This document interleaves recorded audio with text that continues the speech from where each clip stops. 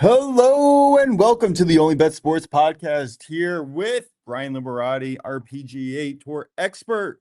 Welcome in, Brian. How you doing, man? Most, I'm doing great. How about yourself? Happy Wednesday. Happy Wednesday indeed. We got nice warm weather coming back. I really jinxed us earlier in the week when I was just like, hopefully we don't have any more cold weather because here in the East Coast yesterday and the day before was miserable. But you know what? We're bouncing back here. Very curious to see what your reaction was to the US Open last week. I mean, Wyndham Clark, man, that was quite a performance, even if he struggled in the last day a little bit. He's been on fire the past month. I mean, he's definitely been by far the best player of the last four events. He's been incredible lately.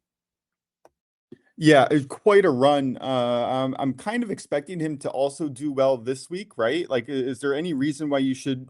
I mean, granted, he's probably not going to win 2 weeks in a row, but he is on fire. He should continue to hit the ball well, right? I mean, Moshe, I don't know how you do like with baseball and other sports, but I always run with a guy if he's on fire. I run with him until he drops down. I mean, same if he's playing bad, I play him playing bad until he proves me otherwise. Yeah, fair enough. I did want to ask you a little bit about Scotty Scheffler before we get started today. I mean, the man is just so darn close. When is he going to break through? Great question, and he is. He's right there every week. You look at his metrics and analytics; they're really, really good. I have a feeling in the next, if he doesn't this week, I could see by the Open in the next 3 weeks. Okay, you think that he maybe is tuning up for that? Not necessarily, but I mean, because really, he wants to win every time he plays.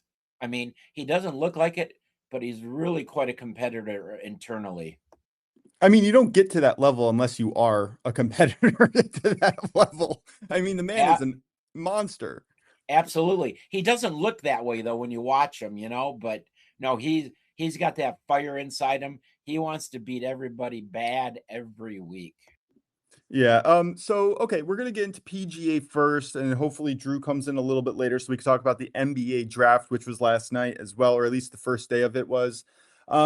When you're looking at these outright markets, and I promise this will be the last question before you give your takes.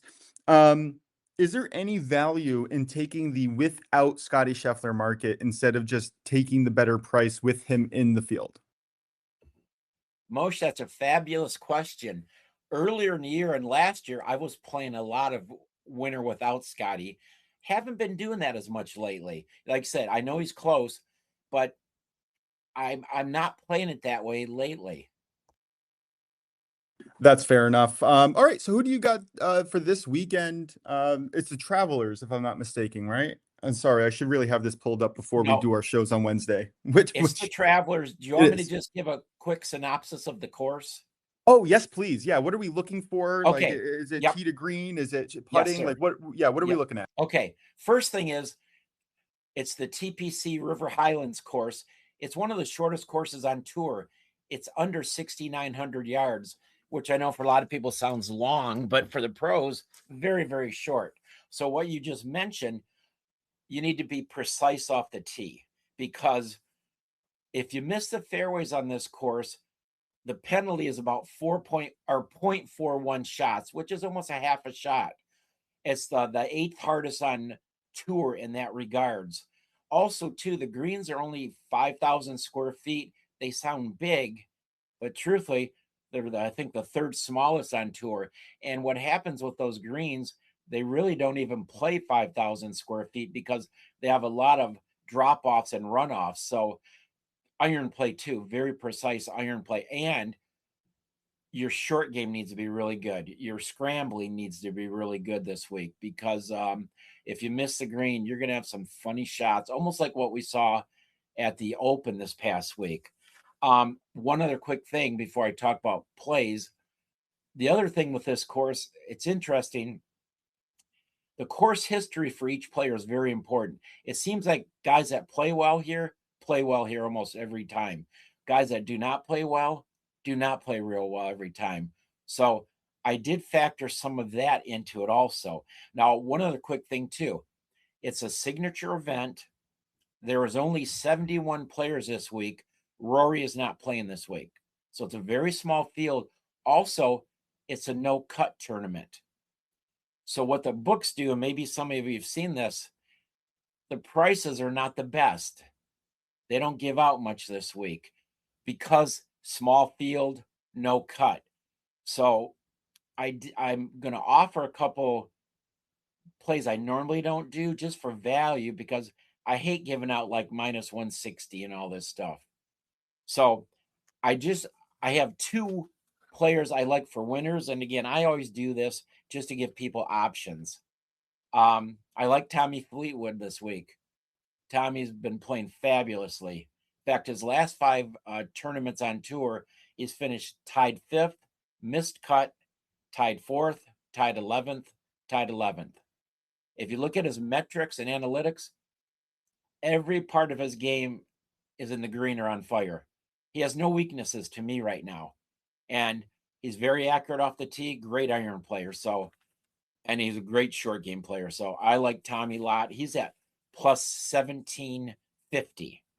Now, I like a long shot too. I always like throwing long shots once in a while. I like Aaron Rye at plus 5,500. Now, Aaron won the PGA about a month ago. He's one of the straightest drivers, one of the most accurate iron players, great short game, playing well. So I like I said, Fleetwood or Rye. I think they're both really good values and really good players. Now, what I did a little differently too, what I was talking about, I'm putting out a couple top 20 and ties parlays because, like I said, there's not much value just picking guys top 20 right now. One top 20 parlay I like is Patrick Cantley and Aaron Rye at plus 340.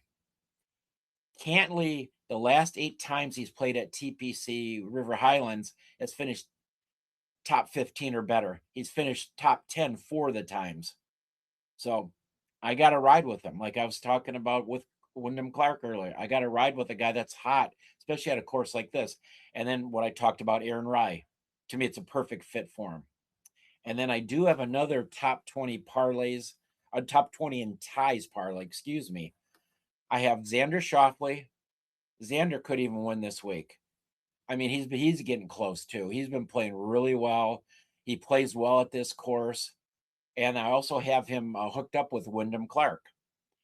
And it's plus 210 for their parlay. Like we talked about, Clark's playing so well.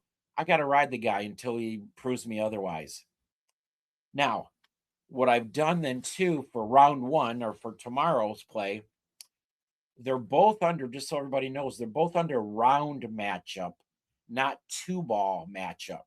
There's a difference. 2-ball over on matchup, DK, right? oh, both, I'm sorry, both on DraftKings. Thanks, Mosh. And 2-ball matchups are the players playing in the same group. Round matchups are guys that are playing not in the same group. So I'm playing 2 round matchups.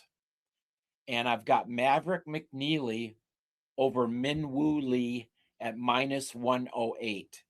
So McNeely is really the underdog in this matchup. But I love him. He's a straight driver, great iron player, top 3, top 5 putter. Minwoo's a good player, but he can get a little wild off the tee. And if he does on this course, he's going to make some doubles. His putting's been lately. He's been inconsistent. He was putting better earlier in the year. Last 3 tournaments, his putting's off a little bit. And then I do have one other round matchup I like. I have Aaron Rye. What a surprise. I'm using him again. Over Alex Fitzpatrick. It's minus 120. Again, Rye just plays so well. Now, I can't down Alex Fitzpatrick. He's had a great year since he won with his brother earlier this year. But I just think Rye is ready for another really good event. Oh, also, too, I forgot. McNeely and tees off at 8:35. Aaron Rye tees off at 10:10. They're both Eastern times. And I mean, on the round matchups, I probably would maybe a quarter to a half play at the most. I wouldn't go crazy. Um, like with the winners, especially Riot plus 5,500, I'd probably sprinkle on him because even if you put $5 down and he wins, what a great payoff. Tommy Fleetwood, maybe a quarter unit, I would say. And then I forgot with those two top 20 ties and parlays, I would say maybe quarter to a half play at the most. Yeah, I'm on board, especially with Aaron Wright. It seems like every year, or to be fair, I've only been watching the PGA, really paying attention over the last 3 years, but it feels like around this time of year, he really starts to get into form. And then he may trail off later in the year, but this is his time. I think I remember last year, or was it 2 years ago, where he was like top 10 in like 4 or 6 tournaments or something around this year. And if you're looking at his recent form, I think, correct me if I'm wrong, he's top 20 or top 25 4 of the last 6 tournaments, including Oh, a winner, like you mentioned. I think he's top 16 or 17, truthfully. And you're right, it was 2 years ago where he had that great run of tournaments. And he's just, you watch him, he's just such a quiet, cool guy, but he doesn't miss shots very often. I mean, that's why I like him a lot this week. You know who else I'm kind of looking at? And it's not an official play. I'm not an expert in PGA. I'm not as involved, but someone that I can't kind of keep my eye on anytime these type of courses come around, Akshay Bhatia. Any thoughts on that little guy over there? Because that man is accurate. You know what? Great point. I thought about him this week. Then I was looking at his history motion at this course. He hasn't played well here overall. Plus, if I mean, he's driving the ball not the greatest lately. And if you look at his putting metrics, 3 of the last 4 tournaments, he's lost strokes putting, and putting is really important on this course. No, I did think about him though. I really did. Well, that's why we ask the questions, because we have someone who actually knows instead of my gut feeling when I'm looking at these players in course history and what's important. Because like I have a general idea of what to look for, but I am definitely not in the midst of it. Also want to welcome in Prince and Drew. Sorry, we got the show started a little early. Any questions or comments for our main man Brian for this upcoming tournament here? Yeah, I do have a question. First of all, sorry for being late, guys. I was having some Wi-Fi issues here as we were getting ready to start the show, so it's bad timing, but I fixed it here real quick, and glad to be on, of course. First of all, Brian, thanks again for joining us as always. I always like to ask you kind of generic questions because I'm still trying to learn about golf and the PGA and just different factors that might play a role here when you're talking about leaderboards and betting angles and things like that. So, two-part question for you. One, uh, looking at the tee times tomorrow, it looks like the earliest tee time is 7 a.m. Local time, of course. This tournament being played in Connecticut. Does that have an impact on your tee time? Does that have an impact at all in terms of maybe how the course plays or how particular golfers their scoreboard? Does that have any impact at all on the score as in terms of when your tee time is? And then also, I guess kind of in coordination with that would be the temperature, right? Because if you're teeing off early in the morning, it looks like I was looking at the hourly forecast. You're looking at about a 65 degrees here, about 7 a.m., 8 a.m. Whereas if you're teeing off later in the day, it's going to be near the 80s. Does that have any impact on maybe how the ball travels in the air or how it travels along the green, maybe the speed of the green? Temperature and tee time, do those things have any kind of impact on leaderboards, scoreboards, things like that? Great question, Prince. The early tea time, the only thing I really look at early tea time is weather. Is it going to be real windy? Is it going to be raining? Things like that. The only reason I say that, these guys get up so early in the morning to get the course in shape. I mean, they'll be out there like with tractors cutting with lights on and everything. So the course use the only, I mean, sometimes the rough might be a little dewy in the morning if it's been humid overnight. But the question about temperature also, sure, the ball will go a little farther when it's warmer, but let's see, they did a study years ago. I think it was in baseball too, and in golf. It's like for every 20 degrees, the ball will go maybe like 3 more percent, 4%. which is for these players, it's not a whole lot. So I don't worry too much about that. And it's just like in baseball too. More higher humidity, the ball's going to carry farther. So sometimes in the morning, of course, it's usually more humid a lot of times unless there's a storm coming. So that can almost negate that distance difference with the temperature overall. Like I said, and so for the early tee time, I really don't worry too much about it. Like I said, unless the wind or maybe rain or something is going to affect things. Okay, yeah, Uh, oh, sorry, yeah, no, that makes sense. Yeah, I mean, I think, I guess maybe it's kind of an equalizer, right? If you look talk about like your power hitters, like your DeChambeau, Kepka, guys like that, right, who are more known for their power hitting. Maybe if it's if you have an early tee time, maybe with the extended, I would say how the ball travels in the air, right, is going to be farther. So that's going to nullify that advantage that maybe a power hitter might have as they're seeing off later. Is that kind of I don't know, I'm not maybe not making sense, but does that make sense at all? No, that makes a lot of sense. In fact, just quickly, I'll go back to, let's say, 20, 30 years ago when every player on tour was wearing metal spikes. There's still a few that do, but it's probably 5 to 10% of players. Because back in the day, 20 years ago or more, you could not, with your putt, pound down the spike marks. So back then, as the afternoon went on, it definitely affected play. Nowadays, players you're always seeing them with their putter pushing stuff down. We could never do that back in our day. So back then, if we were betting back then, I definitely would have probably picked morning compared to afternoon. Gotcha. Okay, makes perfect sense. Yeah, thank you so much for that. all right, I have one more question for you. All right. And it's someone who's been doing fairly decent, and I just lost my spot on my question, so that's a lot of fun. Sorry, hold on a second. How do you feel about Justin Thomas? So I was watching him last week. And actually, I've been watching him a lot this year, specifically, just because he was someone that I bet on a lot last year and didn't do so well. He was kind of struggling up and down, but it kind of feels like he's figuring out his game a little bit. Do you have any thoughts on him going into this tournament? Absolutely, motion. One thing, his back seems fine after the surgery he had back in the winter. The only thing with Thomas, and this has happened the last maybe 3 years or so, I do not like him a lot of times when he's playing a longer course because if you ever watch him with his driver, he's really wild. I mean, he can miss 20 yards right, left, all over the place. A course like this, though, if he's smart, he's not going to use his driver much at all. He can use a 3-wood, hybrid, maybe a 3 or 4 iron off the tee a lot. So I like him better really when it's not as long of a course. Like I said, if he's got to hit his driver 12 times around, I'm almost going to bet against him.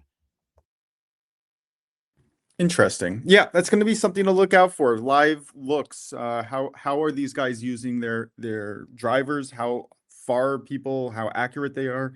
Is there a specific website that you would use to maybe track some of these metrics live? Yeah, I use I don't know if any of you have heard of this. It's called RickRunGood.com. Sure. Yeah. Yeah. We like him a lot, actually. Seeing Rick is Najad and wonderful. him. Yeah. Yeah, he's great, and you can watch it live. Now, I've had other people. I need to get into this more. I know some other players talk about datagolf.com. Yeah, And I've used them before also. okay, I have them on my bookmarks. right, but I really do like Rick Run Good. It's really nice information, and he keeps adding things and changing things as time goes on. Yeah, that he has a special formula, right? Correct me if I'm wrong. He has a special formula to figure out like tee to green metrics that are more advanced than anyone else out there. And I find it very useful to figuring out how players are trending. Oh, exactly. I mean, and every few months he comes up with new stuff. It's really cool, and he explains things real well, and also too, for any of you, he puts out every week. He does a video of the upcoming tournament. It's normally Monday afternoons, and it's a synopsis of the upcoming tournament, it's usually 30 to 40 minutes long, the video. Yeah, I have to really get back into watching him. Him and the Early Wedge over from CBS Sports are the two golf podcasts that I kind of pay attention to and respect their opinions a lot. And yeah, now you're very much on the top of that list, and I'm really loving watching your plays kind of play out every single week. It's a lot of fun. All right, we're at 25 minutes past. Drew or Prince or Brian, any last thoughts on golf before we circle back at the end of our show? If you want, Brian, no pressure to stay through the end. I do very much appreciate when you do, but no pressure. Any final thoughts on here before we move to MLB? Yeah, just quickly, emotion. I'll hang around. I love hanging around, and thank you for having me. I just want to apologize.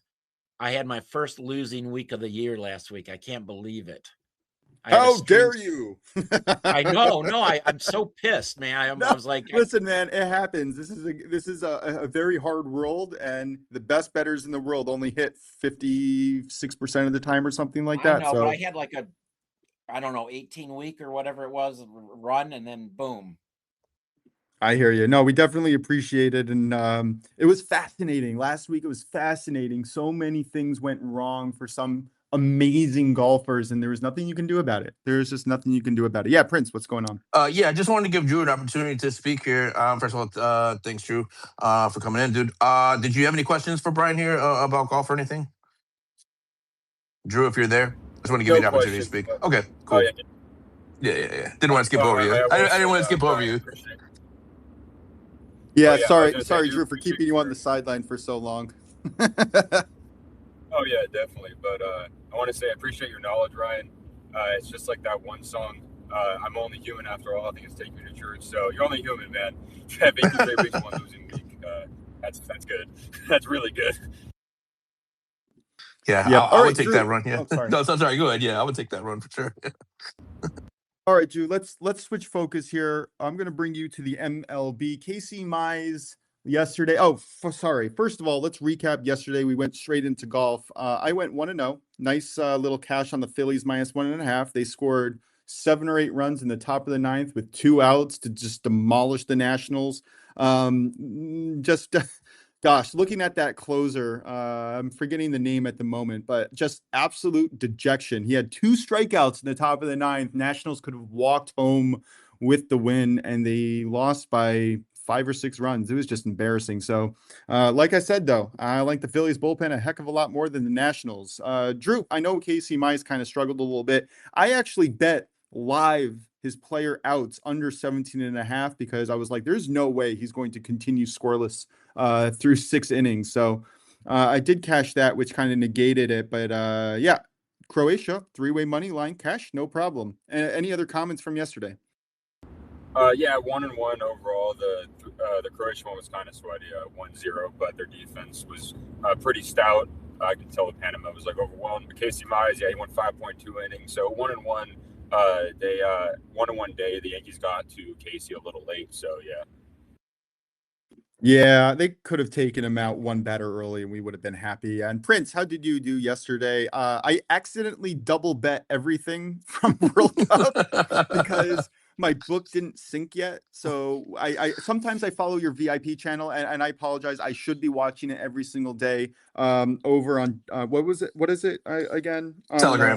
Telegram. So like I really don't have a lot of time and I get distracted very easily and it's hard for me to focus every day. But once in a while I do. And then when you put the plays on the show, I double bet it by accident. So how did you do yesterday? Well, guess what? If you did it every time, you'd be a lot plus money right now because we're currently sitting at 28 and 22 on our pre-match World Cup plays over on the VIP channel. So you'd be have a nice little bankroll there if you keep double betting it the way the trends are going right now. Cross our fingers. But in any case, for the show, it went 1-1. We did hit, of course, another World Cup play. We had Ghana to not score against England that cashed relatively easily. They were never really threatening in that game. Then we had another team total parlay for baseball. We had the Giants and the Pirates over 2.5. I believe the Giants did cover, but the Pirates just finished on 2 runs. So once again, we keep getting burned by 1 run here, 1 point there.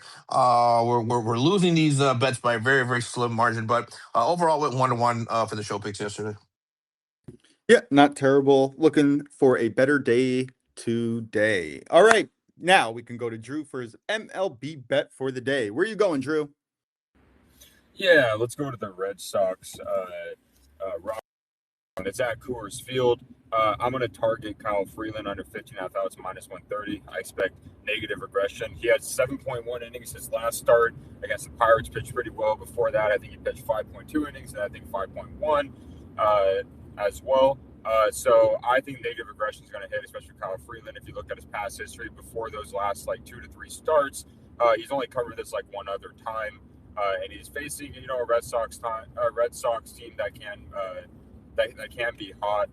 Red Sox team that I believe can bat him around. They don't really strike out much. It's something I like to look at. Kyle Freeland doesn't really get much strikeouts. His whiff rate is not high. He allows a lot of contact, and whenever you have that against a team that doesn't strike out much, it generally results ball getting put in play. So the way this gets beat is if ball goes to fielder. I know it's like a caveman saying that, but that's just as simple as it is. So give me Kyle Freeland under 15.5 outs in Coors Field.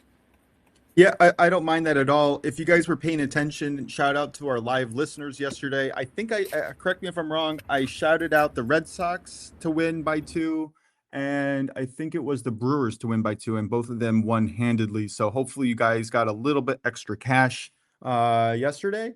Yeah, I like this play a lot. I do lean over. I think that the Red Sox are starting to come into focus, and it's basically now or never. If they don't get it together, there's like 4 or 5 teams right now that are on the cusp of losing their playoff chances altogether. Off the top of my head, Red Sox, Orioles, Tigers. Off the top of my head, those are the 3 that I can think of. But basically, if they lose, if they don't win more than 75% of their games in the next few weeks, I think it's all done for those 3 teams. So anyway, I like the Red Sox to kind of get it together now. Now, I'm going to go with 2 plays. I almost had 4 plays, and I will mention them. Dodgers, first inning money line, minus 170 over on Caesars. I would pivot to either a first 5 line, first 7, first 3, or just take the run line at minus 1.5 for even money. They're all fine plays today. Shohei Ohtani is on the mound. Opponents are hitting just 111 first time around the order with an OPS of 369. Underlying metrics are elite. I think he often gets overlooked, but he is one of the elite pitchers in baseball. He has a 3.8% barrel rate, 36% hard hit rate, and a 27% strikeout rate. This man can do it all. The last final piece of the puzzle for his pitching prowess is his ground ball rate. Historically, up and down, somewhere between 38 and 42%. This year, 51.5% ground ball rate. Clearly the thing that he is trying to work on and master. And that's what I love about Ohtani. He's always improving his game somewhere, some way. I think he continues dominating today. And he's facing Joe Ryan from Minnesota, who is not bad. He has a home ERA of 2.85, but he is facing a hot Dodgers team, and he is coming off an illness. You never know if a person's going to be 100% coming off an illness. That's why in some books yesterday, it showed a different pitcher other than Ryan starting. But first time around, batters are hitting 200, which is great. The problem here is opponents have an OPS of 590 and have hit 4 home runs first time around the order. Dodgers ranked 9th in runs scored in the first inning, average scoring 33.75% of the time in the first. So I really like the Dodgers all the way here. And again, like I said, you can find a different line to back the Dodgers today. I think it's all good. Second play here. Mariners, Pirates, first 3 under 2.5 at minus 130. I do have to lean Pirates here, and I'll get to my other bets, potential bets that I was going to give, but I laid off. But Braxton Ashcraft, he is an incredible groove right now. He basically gives up 1 or 2 runs or less, and then every 5 or 6 games, he gives up like 4 or 5 runs. Something similar on the other side, Brian Wu. For the Mariners. Also, he either gives up no runs or 5 runs. But I think this is a good spot for them. Ashcraft has opponents hitting just 194 the first time around the order. Mariners are averaging less than 2 runs throughout the first 4 innings. Underlying metrics are excellent. 5.3% barrel rate, 38% hard hit rate, and a 26.3% strikeout rate. Everything really looks solid all around. Definitely would potentially hedge on the Pirates' first 5 money line. Get back to that in a second. Woo, on the other hand, has struggled at times on the road, but the Pirates are falling off offensively. This team was ranked top 2 or 3 the entire year in the first 4 or 5 innings in scoring runs. Now they are falling to 12. I think it's 12th. I did not write the exact metric on here, so I apologize, but they are falling off offensively at home. And again, opponents are hitting just 191 the first time around the order off Woo. Underlying metrics are pretty good, 7% barrel rate, 25% strikeout rate, and the walk rate's really low at 4.5%. The hard hit rate is what I'm worried about, and it's the reason why I'm not going with a no-run first inning, instead targeting the first 3 innings to allow a little bit of error here. Hard hit rate's at 44.5%, and the whiff rate isn't what it was last year. Something to note here, and really kind of solidifying my position here. Last year, against the Pirates, he pitched 6 scoreless innings, allowed 3 hits, striking out 8. I like a slower starting game with 2 pitchers who are going to dominate early. Now, I had an idea last night when I was writing this up, saying I could get a first inning, first 3 inning, first 5 inning, and a full game play off these 2 games. I think I would call it the hedge and double down. The double down is the Dodgers. If you like the Dodgers today, I think getting them at -1.5 at even money is good value. That's my full game play. My first 5 play would be the Pirates' first 5 money line as a hedge against possibly Woo just blowing up and giving up 4 or 5 runs.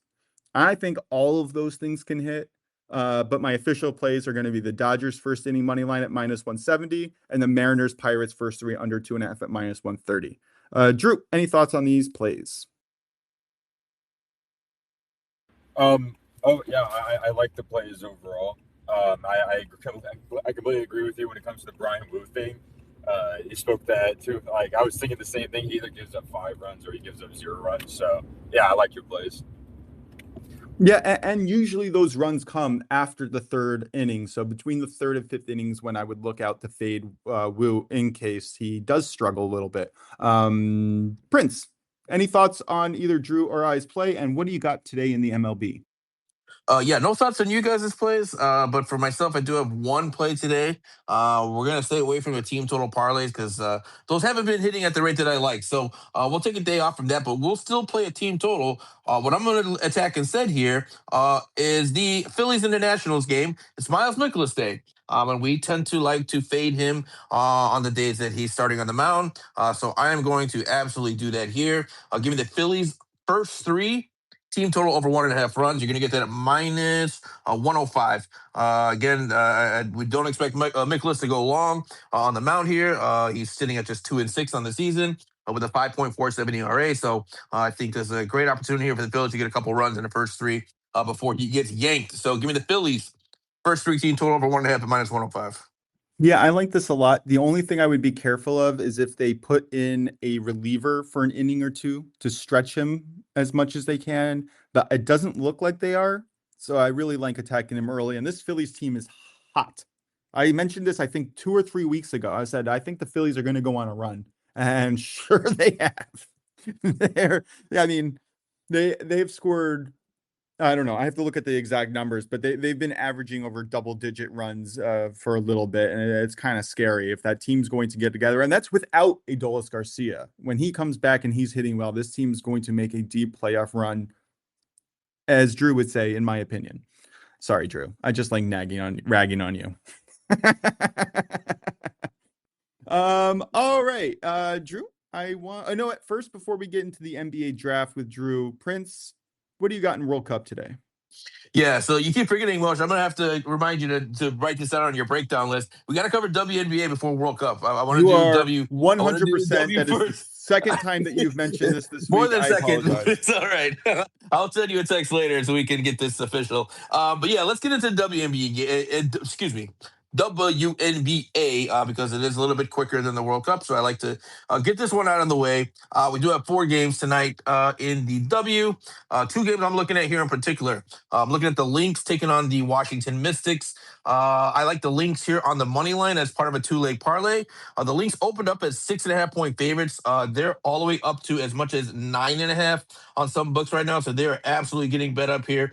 All the money here is on Minnesota, and then rightfully so, Minnesota significantly better than the Washington Mystics. So I love the Lynx here on the money line. The other game I'm going to parlay that with is going to be the Chicago Sky hosting the Portland Fire. The Sky are coming off of a 6-game losing streak, but Portland is terrible on the road, and I think Chicago is in for a good bounce back spot here. This line opened up at around -1.5. It's been bet up to around -3.5, even -4 on some books now. So again, all the money is coming in on the Sky here, and I think the Sky is a good bounce back spot for them at home against a Portland team that again is projected to be the worst team in the league and are terrible on the road. So I like the Sky here at home on the money line with the Lynx on the road on the money line. If you do this on Fanatics, you get a boost there, and it comes in at +111. That's going to be your best price. Otherwise, it'll be around +100 any other books. What can I say? I love the WNBA. Hey, that kind of rhymed. That rhymed. Yeah. Good job. Definitely on board. Looking forward. These are just automatic for me.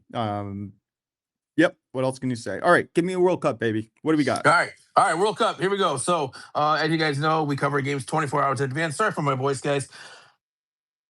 I had to clear my throat. But yeah, we cover games 24 hours in advance. So if you want today's plays, you have to look at yesterday's show. But for tomorrow, we've got a doozy, right? We've got 6 games here as we are entering the final group stage match day of all these groups. So we're going to be rapid firing here through the next few days as we get through these groups and get into the knockout stages. So I'm actually going to give 3 plays for tomorrow. Usually I give 2, but this third play I just really like a lot, and I wanted to give it out on the show as a little bit of a bonus play. So first up, what I'm looking at here is going to be a 4 p.m. Eastern kickoff here in Group E. We got Ecuador taking on Germany. I know a lot of people are staying away from this game because Germany, nothing to play for. Typically, people don't like to attack those games when a team has nothing to play for.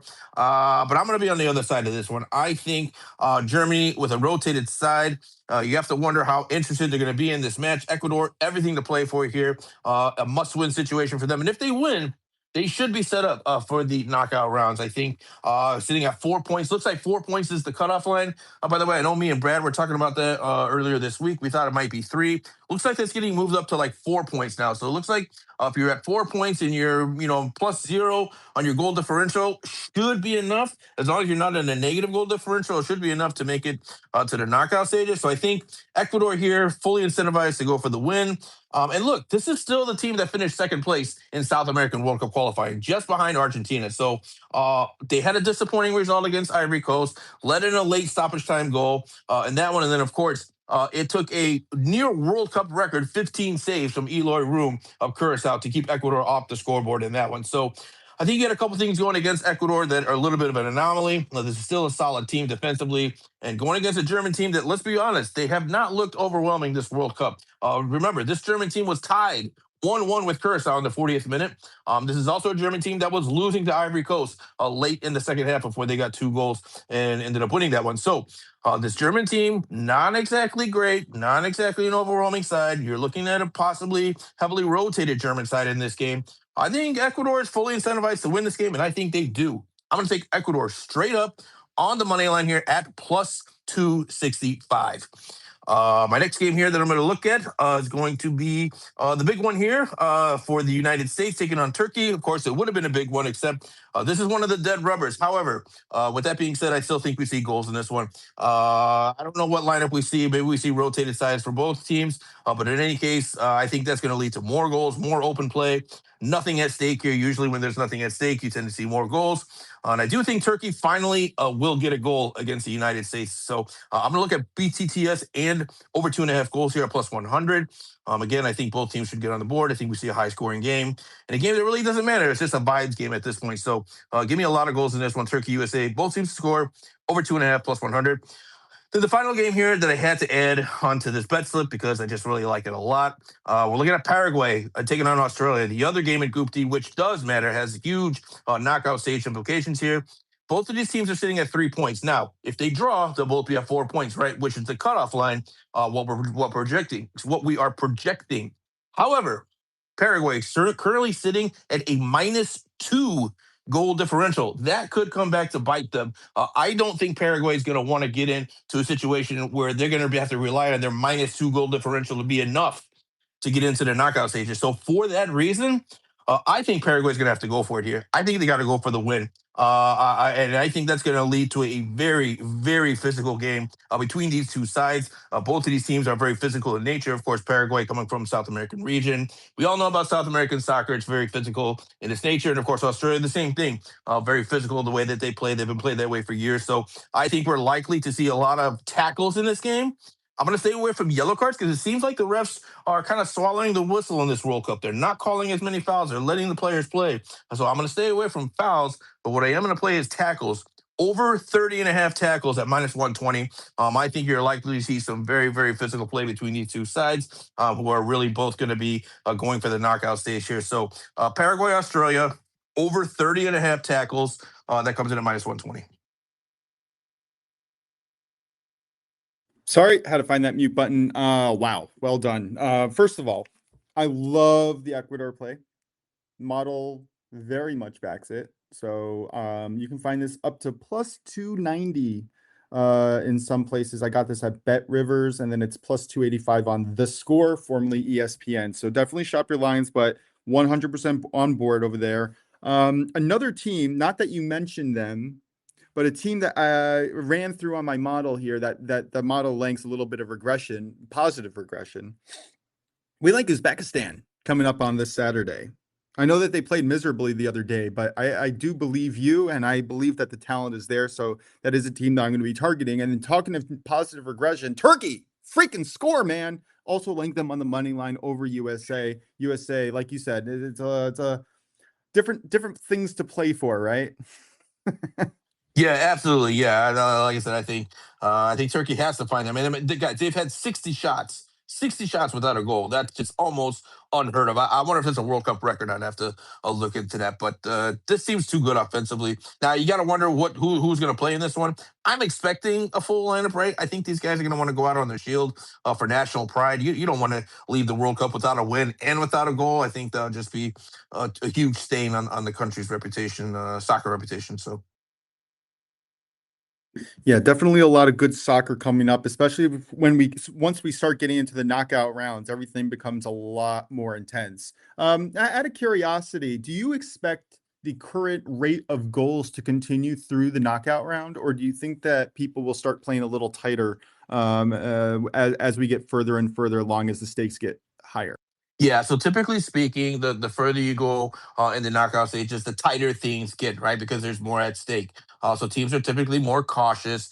They don't want to give too much away to begin the game. I would say probably a play to look at overall, just as we get into the knockout stages, would maybe be like second half most goals, because I think you're likely to see more goals as things get a little, more desperate, maybe in late situations. Maybe teams find an advantage later on. You might get some dead legs. Things like that. Of course, you got to keep in mind the temperature for a lot of these games is going to be warmer than what these teams are accustomed to. So it's another reason why you might see some goals come in later in the match. So just as an overall kind of a blanket bet, you might want to look at second half most goals on a lot of these World Cup, knockout stage matches. But to answer your question, yes, things typically do get tighter in the knockout stages, not just because of the what's at stake, but also because the caliber of play. The teams are much more similar as you get further on into the tournament, and so that disparity is not quite there, which a lot of times leads to goals. Just look at Germany Curacao 7-1. Look at Japan Tunisia 4-0. Right, when you have that disparity in the group stages, you're likely to see more goals. But as it gets progresses here into the knockout stages, that skill level tends to even up a little bit. Yeah, very fascinating.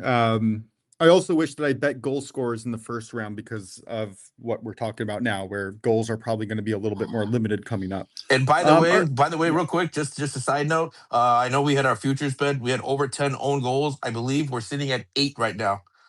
We still have to, and we still got to finish the group stage. So I think we're well on our way. No, fingers crossed. But that was a fun little bet, and I That love was seeing own goals. awesome. I love it. By far, my favorite bet of this entire I World cheer Cup so so far. hard. I'm like, every time I see, like, okay, did it go off a defender or did it not? I need to know because we need these own goals. Please hit off of his butt or his back or something. Come on, let's get the own goal. It's so fun. I love cheering for it. It really is a lot of fun. Just like Drew's buzzer beater bet in the NCAA tournament. Speaking of Drew, what do you got for soccer today, man? Yeah, I like I'm gonna just say it first to start. Switzerland three-way money line at plus 145. I love that for the drawbreaker promo against Canada. Looked at like Canada's last game. They faced Qatar, and if you'll see 6-0, but then you'll realize I know some of the goals weren't like during necessarily the red card, like beginning ones, but they're 6-0 because Qatar for half the game was playing with 9 players. So that's one of those things where they could be kind of overvalued here. Because I think Switzerland should be more favorites, my personal opinion. Because if you look at their last century, they've lost actually one game out of the last 16 games played. So they have either drawed or they have either won in 15 of the last 16 games, which and they're just a gritty team who has done very well, and they know, and they haven't been losing that much. In the friendlies, they dominated during the friendlies. I think the only loss was Germany. They lost 4-3 too. Yeah, I like this bet a lot. Sharp money is with you. I'm seeing 40%, 47% of the volume on Canada, but 68% of the money on Switzerland. So that's definitely a good sign there. Prince, what are your thoughts here? Yeah, I'm right with you, Drew, in lockstep with you on that. I think Switzerland is being undervalued based on their result against Qatar, but I think that result against Qatar was a complete anomaly. I mean, they just didn't come out with the right intensity and focus, but honestly, they still created tons of chances that they really should have blown that one open. So I think we're getting a great price here. I'm with you. I think Switzerland is a better team. I don't worry about home field advantage. For Canada, sorry, I'm not really buying into the whole Canadian thing here, and so I'll take Switzerland here, the better team. They should win this one on the money line. And I'm right there with you. I love it. Yeah, another look, by the way, that I kind of like in this game is both teams to score. Curious what you guys think of that. I do think Canada could get one here. Definitely expect Switzerland to score at least one, maybe two. Any thoughts there? Yeah, for sure. Canada. Look, Canada creates a lot of scoring chances. That's just the way they play with their high counter press style. They're always going to have a high volume of chances. The problem is, are they going to finish those chances? That's always been kind of their bugaboo. They don't really have a solid number line. Of course, Jonathan David is some quality. Kyle Larin at times can have some quality, but overall, they're still lacking that out and out goal scorer. So although they create a lot of chances, they do struggle to score at times. But definitely could see it just by the nature of how they play. You can see Canada scoring at home, sure. I love the sure. All Why right, not? let's get yeah. Let's get into the NBA draft. Drew, please give us a recap. Was there any surprises? Were the favorites, like the people who got chosen first? Was there any mistakes, any missteps? Like what are we looking at? Because I was busy. I did not pay attention at all. Give me the little recap. Yeah, definitely. I wish I made it an official play, but I mentioned Darius 6.5. I think I specifically mentioned don't bet Darius exact pick plus 115. Bet is over 6.5 plus 120. So I kind of predicted him exactly right and the better value one for that. But I would say surprises for me. The first part of the surprises, or guys shouldn't have, but the fact that people like Terrence Reed, Joshua Jefferson, Alex Caravan, and Zubi drafted in like the first round. They're kind of projected like second round picks, so they could be really good fits. I picked a lot, the Cavs. Cavs got Caravan, but then he got traded to Sacramento, so he's going to be playing with Darius A. Cubs. Will be interesting. San Antonio, Terrence Reed via Terrence Reed via the Nuggets. I think that's going to be a good thing with the Spurs. But overall, I would say, I think winners, in my opinion, are the Bulls. The Bulls able to get Caleb Wilson and Dalen Swain. The fact people are not like the best shooter, but he's very athletic, very, And I'm a big fan of Caleb Wilson. We kind of predicted how the top four would be, and we kind of predicted that we'll see the 4 guards in a row. I would say one of my biggest surprises, actually, my Warriors drafting Yaxel. Get Mara, or they're going to settle for someone that necessarily like is not like, oh, they want to play right now. But we actually picked someone that is going to be ready to play right now because he's very NBA ready. So I was very impressed with Yaxel. We all know why the Thunder got a day in Mara. If we drafted Mara, they would have gotten Yaxel, but they wanted Mara to put a body on. If people aren't familiar with the name Mara, he's 7'3", 260 pounds, and they probably want to move Chet to more of the natural 3 to 4 spot because and then they have Harkenstein, I believe, as well. Start or come off the bench, however they want to do it, but I think Chet would be better at the 4. But those are mine. I know, Prince, you have some questions. Yeah, I did have some questions for you. So for one, I'm with you. I think Yaxel, just based on what I've seen from highlights and just their body build, he looks like an NBA player. I mean, he has the body of an NBA player. He just looks like he's going to be ready to go day one. We'll see if Steve Kerr plays him. I know Steve Kerr doesn't like to play his rookies, so we'll see how that all works out. But I think it's a great situation for him. Of course, anytime you're going to get to play with Steph Curry, I mean, my God, who better to learn from about the league than him? So happy for him. But question for you, actually, I guess it's like a 2-part question. One, the Bulls' second pick, you have to forgive me, I forgot his name, Swain from Texas. What would you, and I like to ask you NBA comps because not only myself, but for those of us out there who maybe aren't as familiar with these college basketball players, it kind of gives us a little bit of a concept of who they are. What would you say his NBA comp is, either previous or current, for the Bulls' second pick, Swain from Texas? Yeah, I'll give a perfect comp. This is the comp that I've seen online as well, and I thought of it, and then I was like looking up comps the other day for him, and it was matched with one of the ones I thought. But Karis LeVert, he's kind of reminds me a lot of him. And Karis LeVert, by means, he's a really good player. He was a great like 6-man. He also would start for multiple times. He's one of those where he is going to just he doesn't really have any drama around him. He's a really good driver. He plays really good defense when he needs to. And then also, it's just his shot he has to work on. Because LeVert can shoot the 3, but if he works on his 3-point shot, which he has a really good stroke, I think he'll be a really good player. Dalen's Texas next to Vulcan Titus, who's that big 7-footer they had. So I like Vulcan Titus, especially with Caleb Wilson. I think both of them are going to be young players to build around. Awesome. Yeah, I love to hear that. Karis LeVert is a great player, so I love hearing that from my Bulls. And then I guess another question for you would be, looking at the draft. Of course, this draft is loaded with talent, right? But is there any players that you saw that got drafted in the first round that you're like, wow, I don't know if I would have taken him in the first. Maybe we could have waited until the second for him. Any players that might have been overdrafted, in your opinion? Yeah, definitely. A person that I definitely think is, I would personally say is Alex Caravan. I think they could have, like the Spurs could have got him. And I know NBA is weird, like technically the Cavs, but they got rid of the Spurs and stuff. But I think they could have got him in the second round. I think a player that was underdrafted, I will say, I'll answer that too as well. A couple people, Chris Sanock, the fact that he fell to 27 is pretty crazy. He's very talented. That's going to be like at least like 21 to the Mavericks. So they have. I know he's undersized for his like power forward position, and he doesn't have enough shooter to be a small forward. He can develop that, but him to be paired like with Morez Johnson, who I love too. I think that's the Mavericks are going to have a good young talented team. Yeah, I agree with you on that. And then one final question for you before we wrap things up here. The Thunder, the rich get richer, right? They got 2 more picks last night. Of course, they got Mara, and then I believe they traded for another pick. I think it was like the pick right after that. I want to say his name is. That is true, who I mentioned yesterday. Yeah, his name is Braxton or something. Tell me more about him and what did the Thunder do here in the draft? Did they get that much better?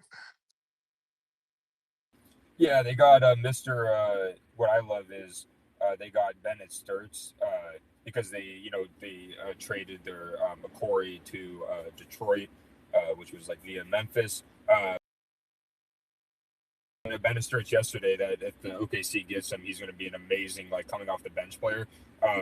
Of course, of course, we all know about Ade Mara, but Bennett Sturts is one of those guys. If you watch him in Iowa, he literally, I'm not kidding, he played 40 minutes a game and stuff. And now you're bringing an opportunity where he's going to have to battle, for minutes, and he's going to not have to worry about reserving his energy. Even if a player that is used to playing a lot of minutes in college and they're really going to preserve their energy, they generally can exhaust a little more, and you'll see more play out of them. But this guy, he can pass the ball, he can shoot the crap out of the three.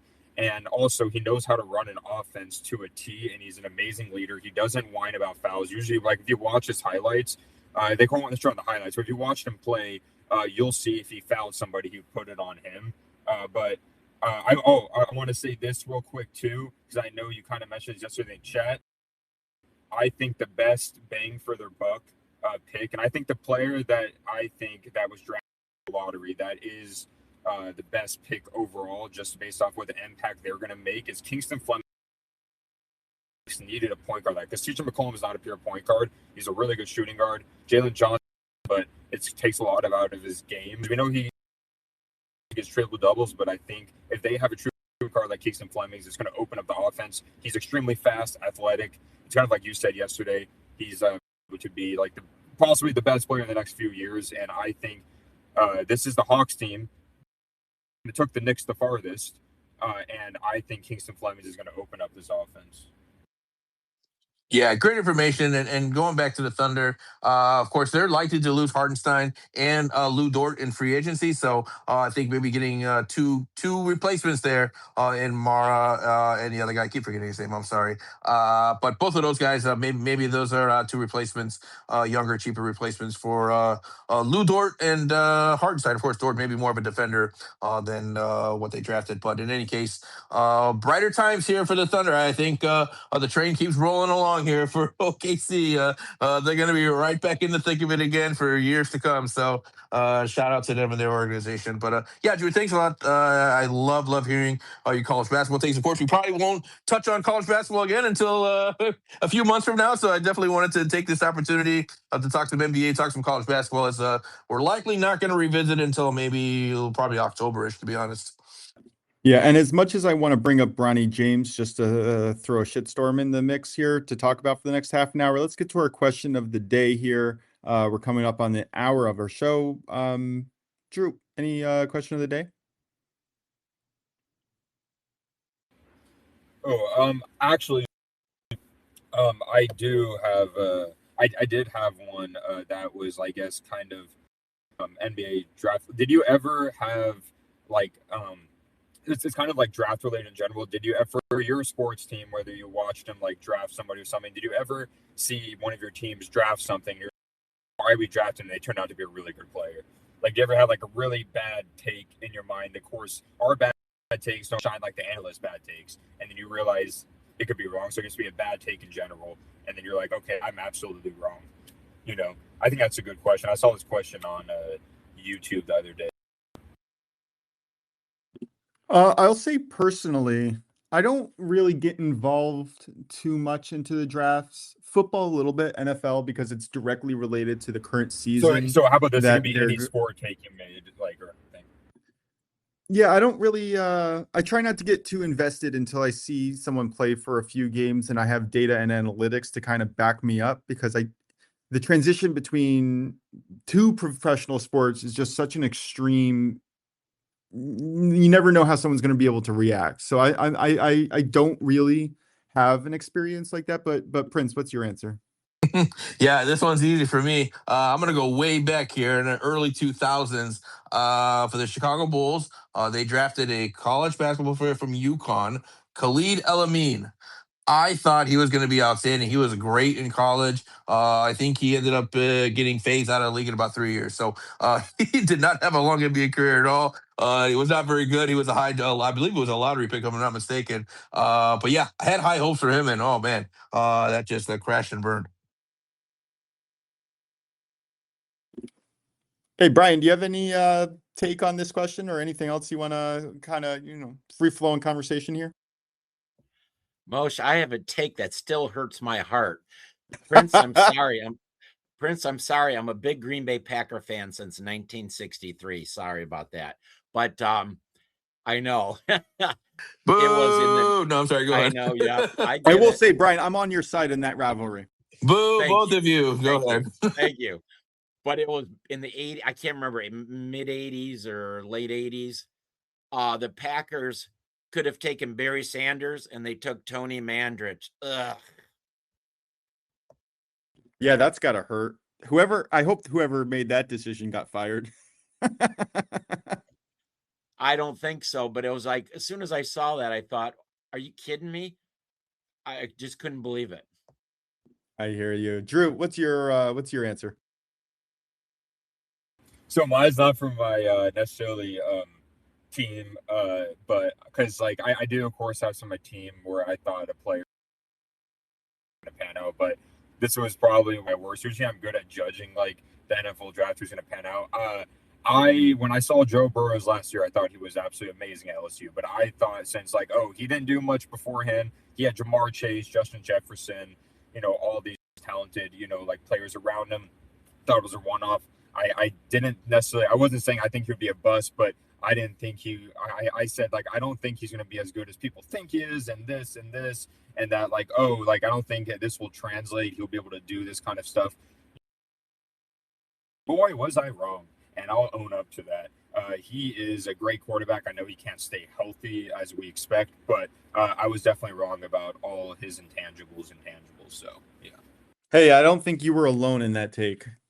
Gotta say. But that man came out with a ton of confidence and just blew the league away in year one. Yeah, honestly, I've bet on the Bengals, I think 2 or 3 years in a row for them to like do something in the playoffs. And yeah, the healthy factor is just not there. And their defense, gotta get defense together. You can't make it to the playoffs without defense. Anyway, all right, let's get recapping your best bets. Brian, we're gonna go to you first. Drew, you're gonna go second. I'll go in the middle. Prince, you'll go last. Unless Prince, you have any other final thoughts on this conversation before we move on to our recap. Yeah, I did. Just one real quick honorable mention. It just came to my mind, and it's probably takes over the Khalid Amin one. For the Chicago Bears, Kevin White, drafted number 7 overall. You look at his highlight film from West Virginia. The guy was an absolute monster. Great hands, great athleticism. Yes. Just could not stay healthy. He just could not stay healthy. The biggest what if in Bears history, maybe in NFL history. I think that guy, had he had stayed healthy, could have been an elite all-time wide receiver, but he just injuries after injuries derailed his career, and he never really got to take off. So Kevin White, one of the biggest what ifs in NFL history, in my opinion. Can't argue with that one. There's been so many. That's why the Yankees just buy their players. Small shots fired. Yeah, on my must be favorite nice. team. Must be nice. To be fair, by the way, the Yankees farm system is one of the best in the league. There's a reason why they can trade for or buy a lot of these players, and that's with trading a lot of their talented farm system, which for me, I guess this is my answer. Not in drafts, but I am consistently, especially when I was growing up in the late 90s, early 2000s, mid 2000s, I was always so upset when the Yankees got rid of their elite farm system players. And it really upset me. Like I understand that they were getting people like Gary Sheffield, but what was that second baseman?